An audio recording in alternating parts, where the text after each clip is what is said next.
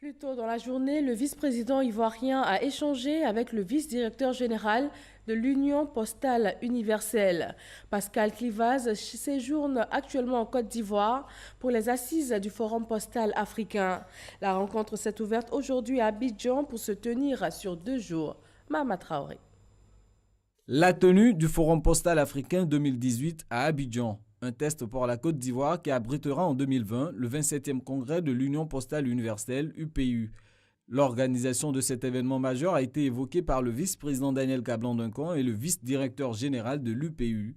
Les pays membres de l'UPU profiteront du congrès d'Abidjan pour définir une nouvelle stratégie postale pour la période 2020-2024. Grâce aux efforts déployés par le gouvernement de la République de Côte d'Ivoire, nous allons pu réunir les représentants de 192 pays membres de cette organisation du système des Nations Unies qui traite du sujet de la poste.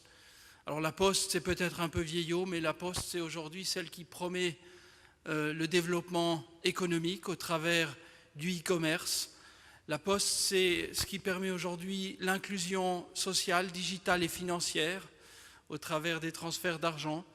Et donc nous sommes très heureux de convier l'ensemble des pays membres au nom de la République de Côte d'Ivoire à venir dialoguer ici à Abidjan en août 2020. Créée en 1874, l'Union postale universelle est la deuxième plus ancienne organisation intergouvernementale.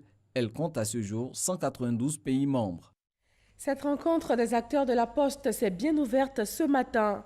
Ils sont 300 professionnels du système issus de 35 pays du monde réunis à Abidjan pour ce 9e forum africain sur la Poste. Il s'agit pour eux de penser des stratégies afin de rendre les postes africaines plus compétitives. Francis Boifo. Le e-commerce ou commerce électronique représente 12% du volume des échanges à travers le monde. Il constitue certes une menace pour les entreprises de poste africaines, mais pas insurmontable. Les volumes de courrier baissent, mais il y a un nouveau volume qui monte en puissance, c'est les colis et les paquets. Donc c'est de se repositionner, mettre en place l'appareil de production qui est véhicule, moto, camion, fourgon, mais surtout utiliser l'ensemble du réseau comme point de pick-up station ou bien de delivery point pour que les populations puissent commander en ligne et se faire livrer par la poste. 60% des habitants en Afrique n'ont pas une piste bitumée qui arrive jusqu'à chez eux.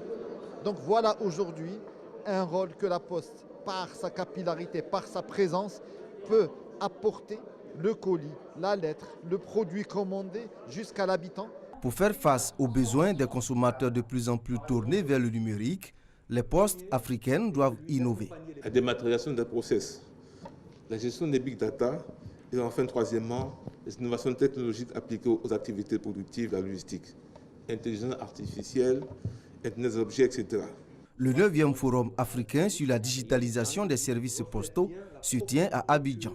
Il tentera de trouver des solutions aux pressions que subissent les structures postales en Afrique du fait de la concurrence de grands groupes et de petites entreprises essentiellement orientées vers le e-commerce.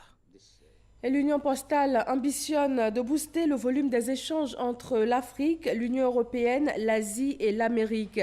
Le continent africain ne représente que 3% du volume des échanges commerciaux à travers le commerce électronique.